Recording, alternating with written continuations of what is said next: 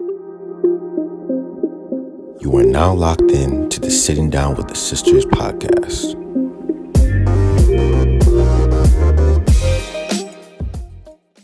Hi guys, welcome back to another episode of Sitting Down with the Sisters. We are your hosts. I'm Ashley.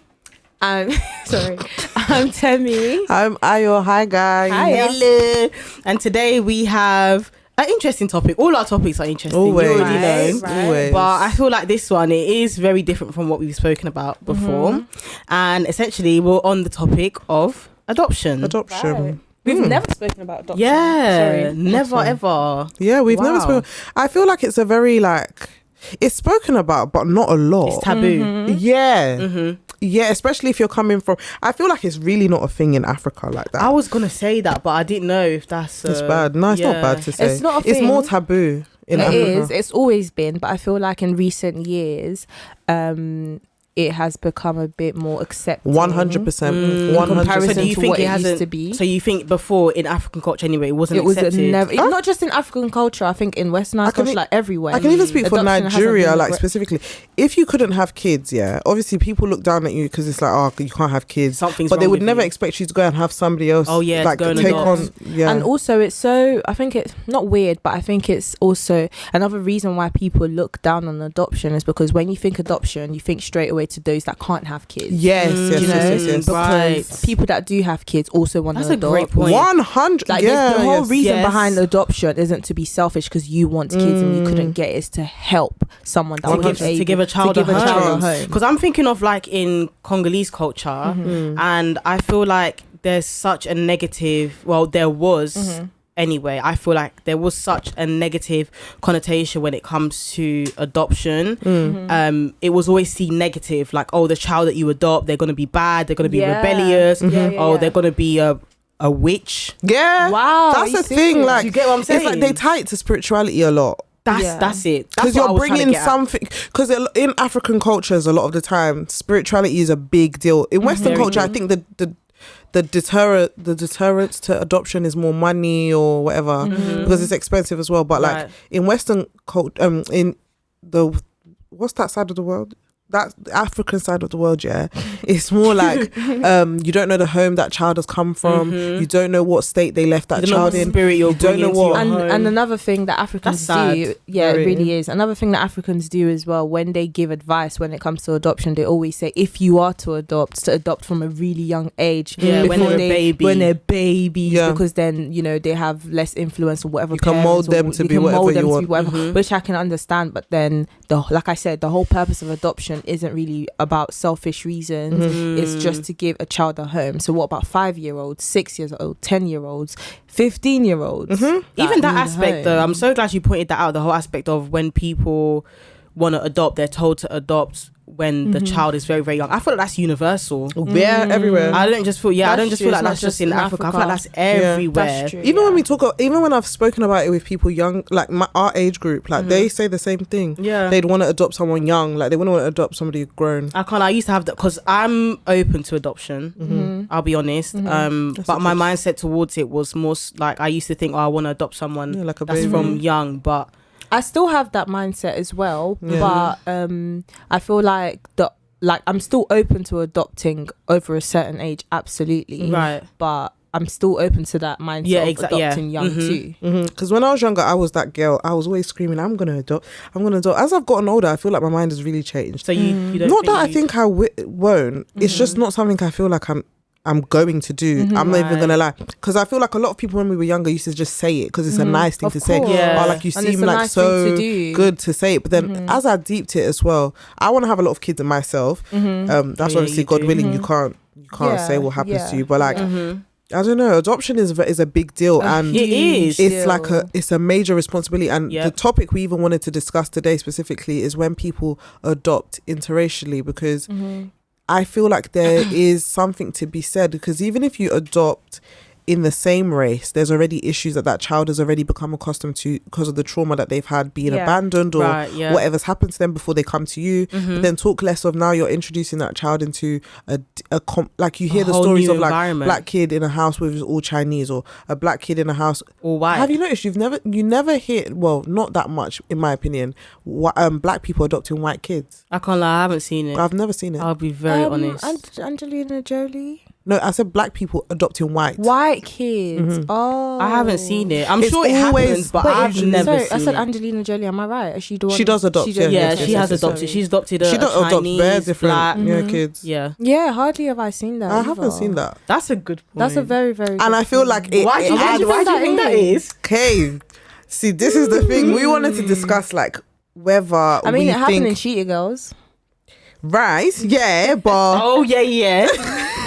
But you know, no, but to be fair, that wasn't adoption. That was a foster home. Right, it was. Dorinda was in a foster home, and it just so happened that what did you say? No, foster. You're sorry. Yeah, the foster home. Yeah, you're right. Person who was running it happened to be black. That's true. Oh, so it wasn't like adoption. It wasn't even okay, like a foster home. Yeah, with other kids. But let's talk about reality. Yeah, reality, I don't exactly. see it either. We don't see, and even when you like watch like shows about care homes and stuff, usually white people run it. And literally the person that brought this obviously topic, we're not talking about Africa's different. There's orphanages and stuff. Yeah. So the person that brought this topic literally went on to it was a suggestion. It was shout out to topic.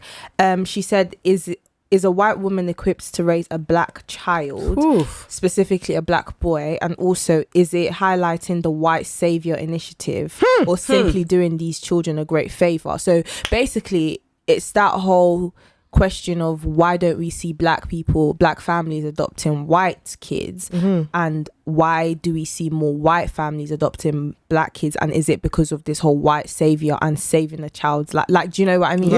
So what do we think about that, basically? I think first of all we should just define what the white savior complex is for whoever doesn't know what that is. So if you've ever come across, like on Instagram, you might see these people, they go to Africa. I don't like saying Africa because that's what all these American people be saying, and you say a country, so they might go to Uganda, or they might go to Kenya, or they might go to Nigeria, like they might go to anywhere, or charity, or like a charity thing. Comic Relief is the best example. Cool.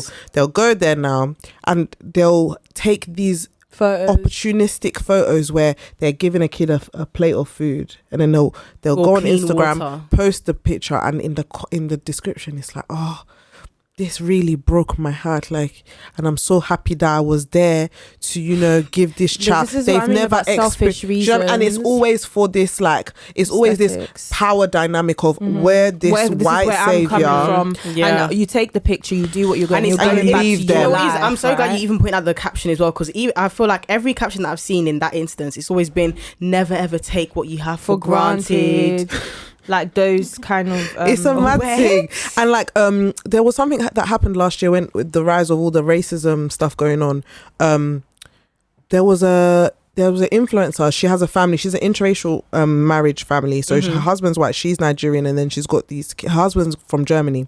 And so she got really upset because there was a lady that went to an African country and she did the same thing, and it was so like, you can go to these African countries and actually make an impact, but it's the narrative you then give the world that you're coming back to. So for instance, she gave her a plate of food, and like, it was weird. Like, the picture was just so opportunistic. Essentially, obviously was posted on the internet. Yeah, and then it feels insulting to a lot of black people a lot of the time, because it's like, there's people in a lot of you lot's home countries that you haven't done this for. So many homeless people in the UK. You've taken yourself out of your country. In fact, when you walk past them at the train stations, you look down upon them. Yep. But then you want to go to Africa because apparently that's the aesthetic that is the most. That one is the one that makes us all cry. On Comic Relief, when they have the kids with the flies, that's what is really touching people's heart. Do you get what I mean? So I feel like that's the thing. I've got a question. Yeah, why is it when they go to Africa, why do you need to go see the kids?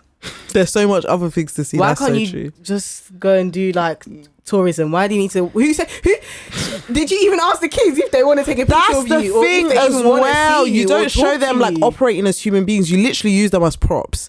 That's what the whole thing is. That's what my issue is, because at the end of the day, like, if you're going to Africa and you are seeing the kids, I can see the good in it, because at the end of the day, if you're trying to help, that's your genuine intention, or if you're there for that mission, like you're with a charity or whatever. So why not do that?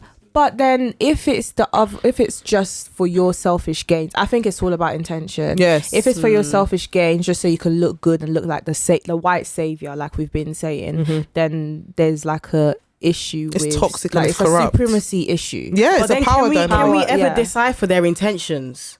Because if it's a thing where they're posting it on Instagram and they're writing their caption, or say if their caption is, let me not say innocent, say if their caption is just like what you said, the example that you gave, and they had the best intention or whatever, how are we to know that? I think they it's the have- heart, because so many people We go can't know. to the exactly. We Yeah, can never know. it's true. It's the heart. You'll never know, but because so many people go and do these things that these people do, but they don't post about it. That's what I'm saying. like, I just think it needs to be stopped. It stopped. I It think, needs to yeah, not be posted anymore. So can't lie. basically, what we're saying is just to get an idea. Are we saying they shouldn't post these things? I or- think be intentional with how you post about it. You can post that you went to a country to do something, Of but the course. pictures you use don't make power dynamic. There's other people that have gone and they've done it beautifully, and I can't remember them now, but like for instance, they'll just take a picture with the child and they're all smiling, or they'll take a picture with the kids playing games like normal kids do stuff that makes the kids humanize the kids in the pictures. That's, I think, what shows that you have good intention. When you're using them as a prop, it's very obvious, but when you humanize them, it's like it's endearing. Absolutely. And that's the key word, humanizing, because I feel like those instances, I'm trying to put myself in that child's position. Imagine now someone goes there, you haven't even spoken to the child, you haven't even asked them their name. That's it.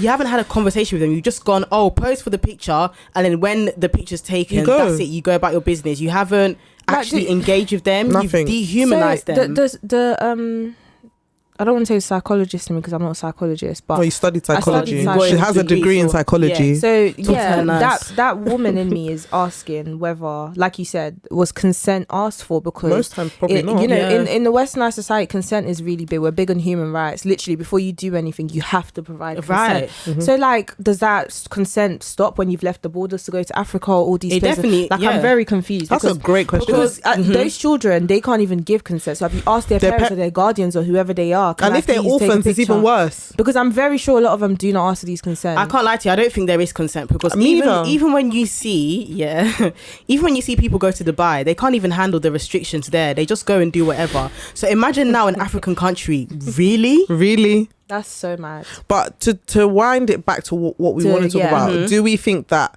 white families adopting black kids are equipped? Should they be doing it? Are they equipped? Should they be doing it? Okay. It's a very broad. It's very hard Personally, to. I don't see why they should not be doing it. I'm not gonna lie. I know this might come across controversial. I don't see the problem in white families adopting black kids. I'm not gonna lie, because we've just said it here. Black families are not really adopting white kids, right? So if they're doing their fair share for society, their fair bit for society, like they're helping children. That's how I see it. And I know it's not just black and white, and it's just not the front. As bad as we want it to Yeah, be. it's not just as simple as that. Some people's intentions aren't really pure, or whatever their intentions are.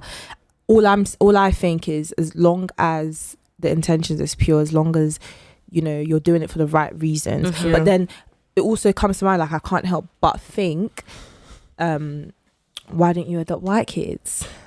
Especially if you have kids as well already, because similar to you, I don't think, at the end of the day, I don't think we should reduce stuff like adoption to race. Like, it's a Because at the end of the day, big a child act needs a home. to take a child into your home and bring them into your family unit, because not only are you bringing them to your immediate family, they then become your parents' new grandchild. Right. They have to go to a school, everything. They Right. become part of a community. And so Right. at the human level, like, why shouldn't they adopt a black kid?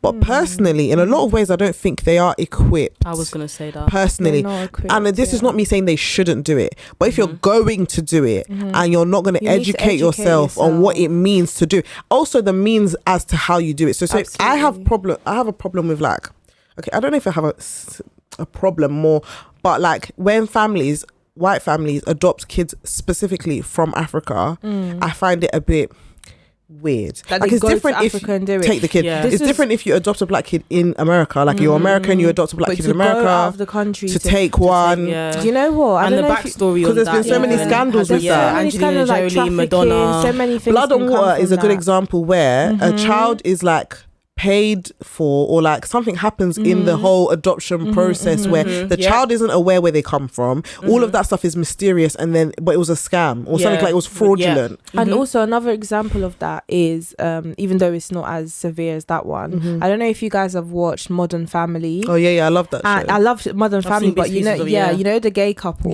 how they've gone abroad to Indonesia or wherever, the Asian babe, and that's more of like the positive aspect, because they really loved her and they care for her and they've done all of that. So it obviously that's the flip side to it. That's quick question. Sorry, did they go there looking for? Or they just went there? No, they went there to literally get a adopt her baby and bring her. Right. Okay. So that's the example I was giving about leaving your country. It's weird. It's a bit weird to me personally. It's weird, but I would like to understand, like whoever's done it, I would like to understand why they've decided to do that, because it would be interesting to know the reasoning and the intentions behind it. Why they couldn't. I feel like maybe it's cheaper.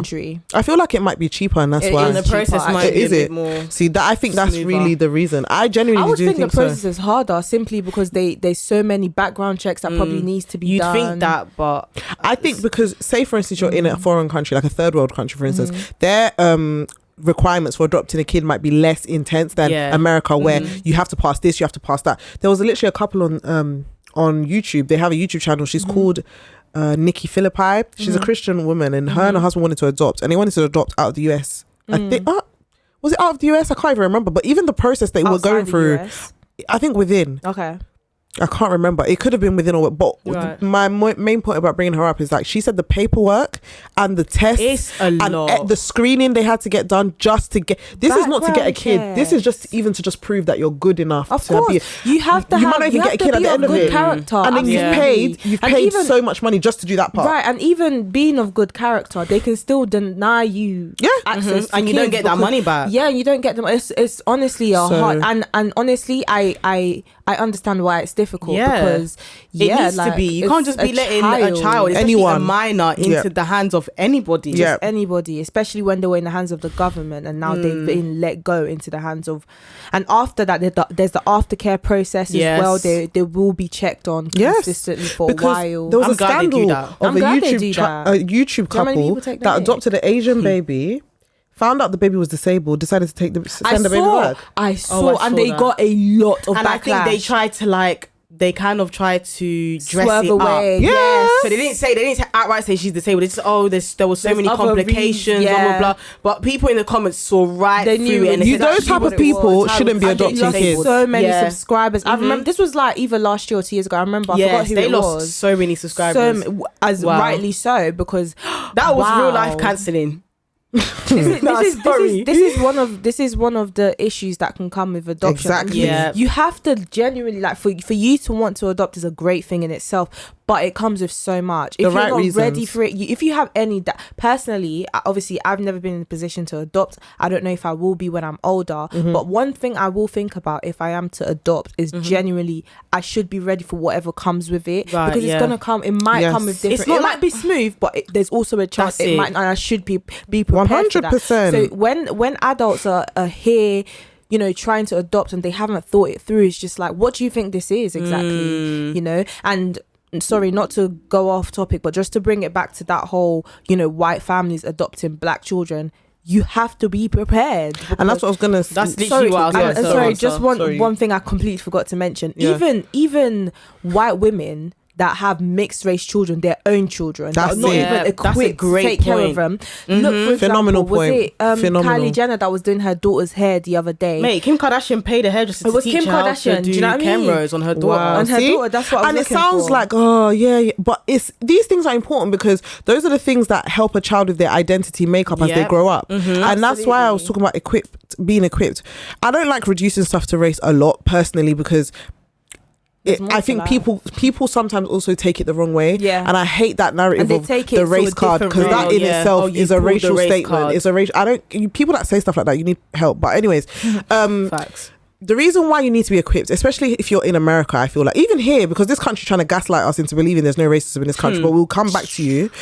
There are things that black children experience in school that if you are not equipped and you do not have the range, as our blessed sister over there has let people know, you need to have the range. You're not going to know how to edify that child. You're not going to know how to build up that child. You're not going to know how to inspire that child to believe that they are beautiful, because when they look at you, they don't see them. Yes, that's a great. Please watch that movie called American Child, the one with Kerry Washington. Yes. Do you remember that movie? Netflix. Yes. On Netflix. There's that movie called in American the interrogation room. Yes. Oh yeah. Where the dad is white and the mom is black. Yes. Isn't that a good example? Yeah, of that it? is. If Perfect. you haven't seen And it, he couldn't genuinely understand what it means. what Kerry Washington was literally talking about. And you know, he'd say things like, "Oh, he's fine," you know, in the hands of the police, he's fine, and he just ignored his son's fact that his son was black. And Kerry Washington, being the mother and being a black woman, understood everything, and he couldn't get that. So that's what comes with interracial relationships. So imagine and now, adopting, you know, black families. I agree with both of you. I can't lie. Like, should they adopt? Yes. Go for it if you want. Like you say, you don't want to reduce it down to race. However, are they equipped? If I'm being all the way honest, no. In a lot of the times, no. Yeah. Especially if you've grown up. Sorry, go, babe. Because there's so many aspects, even just ourselves, there's so many aspects of what it means to be black. So many. From our hair to our skin tone to the products that we use to just everything. Every single thing. Even to go as far as like how we're treated outside, like you said, schools, hospitals, everywhere. How the NHS looks after black women, X, Y, and Z. So what we're talking about in terms of being equipped, it includes all of that and more. Absolutely. So when a white family, or even just do they let single parents adopt? Yeah. They do. Okay, do so they? That's amazing. Yeah, I believe so. So I think so as well. So even like when a white person goes to adopt a black child, you really have to take that thing into consideration, because yes, we've mentioned the intention behind it, the heart behind it. That is great, but there is so much. Intention and heart is not enough. No, that's it. And it's not enough. It's not. And enough. Don't get us wrong. We're not saying the black experience and saying it to be synonymous with negativity. Because I think that's what a lot of people will want to hear. That's not what we're saying. Because to be a black person is to be beautiful. To be a black person is full of vibrancy and everything like that. But like, you need to be aware that if you are white and you've come from a certain lifestyle, you grew up predominantly around white people, you experience privileges that, you know, you're not even aware a lot of people can't even relate to. You need to be cognizant of the fact that when you bring a black kid into your house, things are going to change. The same way if you brought an Asian kid, because that's why I said, especially the one that kind of sits with me a bit weird is when they take kids from their native home country. Because if you're not willing to educate them about where they come from, you're not willing to let them have that, because you can't just tell them they're American. Like, you can't just say that to them and then you need to be able to, you need to have the knowledge of where they've come from, so you can tell them about that, so because that they at feel the end of the day, you're kind of stripping a big part of their identity away from 100%. Because how do you not know where you've come from? Like, if you're being asked questions in school, because you know, the older you get, you know, you meet new friends in school, and they're talking about their upbringing, and you have no memory, like, the child will have no memory of that. As a parent, you need to be equipped to be able to tell those kids this is what has happened, you know, this is and let them be in touch with that side as well, with their black that's what I was going to say, because I feel like the media has a role to play in this as well. Majority of adoption cases I've seen have been negative, whether it's in film or cases that we've seen on YouTube. It has been quite negative, and they focus a lot on like the downside of adoption and some of the backlash that comes with it, and that makes me so sad, because even like, I don't know if you guys have seen the film Like Mike. It's with Bow Wow, and he lives in a foster home, and it's just how there's so many people coming in and out adopting like the young kids, and on top of that, he's like not necessarily struggling, but because he's black, he knows that he's not gonna be the first person to be picked, and so I feel like you really need to let every child be in touch with their background. So whether it's they're half white, half black, or half black and Asian, or whatever it is, they need to be in touch with both sides. Because even when you look at mixed race kids, or like the mixed race people that you know now, there's always a disconnect. Like, there's not a balance. Like, they're more connected to one side than the other. And in some cases that might be good for them, whatever. Like, it's a choice. Sometimes it's a choice of theirs. Exactly. But also in other times, it's because they weren't given the choice. And see, that's powerful, because even, you know that show you told me about, the Asian reality show on Netflix? Bling and Bar. That one. Do you remember how he was adopted by a white woman? But that woman made it her intention to make sure he knew his heritage, and she didn't hide it from him. She even brought him back home. Exactly. And they went together. That is the kind of stuff you need to be willing to do. Yes. If you're going to do that, you need to let them grow up around people that are going to look like them. You need to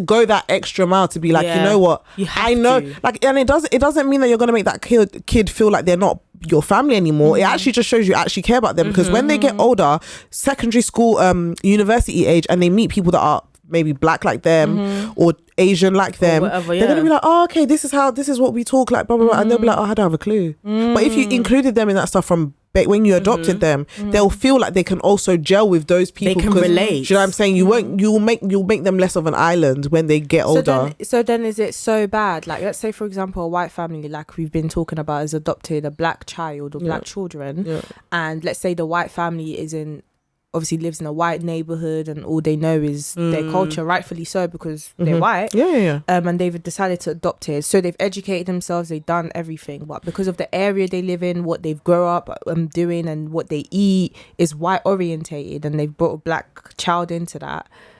Should they continue doing that, like going to a white school, like the whole privilege, like do you get what I'm trying to say? Or should they adapt and sort of allow a black child to, go to like black dominated schools? Or I see, my response to that would be, I don't think you need to uproot your entire life and be like, okay, we're gonna move to one black populated area. No, they ghetto. It's about what you do at home, what the books you read with them, the stuff you allow them to watch, and also acquiring more black friends. Like, if you've like, do you know what I mean? Being inclusive more. Like, nobody's saying you need to become this wokey, like bad. No, like no one's saying all of that. Do you know what I mean? But you need to invest in every aspect. Like, but then what if their neighborhood isn't inclusive? Then they're gonna have to do something like, oh, okay. And you mean in the bad way? As no, it's not in like, a bad way, but it's just everywhere this black child turns, it's all white people. Yeah. So predominantly white. No, not even predominantly, mainly white school. I don't even know if I have neighborhood. I don't know if I have an opinion towards that one, because it's like, what do you want them to do? Like, I think it's a bit unwise. That's why it's about. It's not wise at all. That's why you've got to think. You've got to know what you're doing. I think in that case, you do need to not necessarily uproot, but you need to go somewhere. No one's saying going to the Bronx. That's it. No one, Crenshaw, Queens. No one's saying go to Compton, Brooklyn. But at least go somewhere that's a bit. There's obviously well-to-do places as well that. See, I don't even like that, because now we've made it seem like black people are poor and what.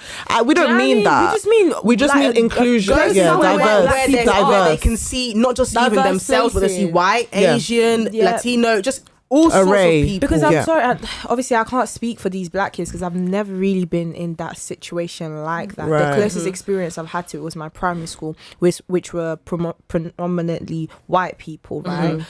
So I can't speak for the black people, but I can imagine if a black child has been adopted into a white family, and white areas, wherever they're from, it's all white people that they see. I can imagine it's never the greatest experience. I don't think I'd like it personally, because it's just like, I don't know anything about being black. All I know is being white, which I guess can be normal to them. But then when they do come across, like, let's say they get older, they do come across black people, it's just like, oh my god, I've missed out on so much about myself. Even when they look in the mirror, it's just a disconnect. It's a disconnect, and it's so unfortunate that we couldn't really speak much about the other way around, like black families adopting white kids, because that would be so interesting to talk about. But because we don't see it, we don't see it. We don't really know. I can't imagine it. Like, my brain is. I don't have really much picturing it. I don't have anything to say out. And it'd be good if it's just a thing where we just don't see it, but it happens. But I can't imagine it happens. Let us know in the comments. If any of you guys have seen it, or let us know. If you know anybody done it, or you have friends that are like that. It would be honestly very enlightening to know. It would be nice to know. Honestly, I would love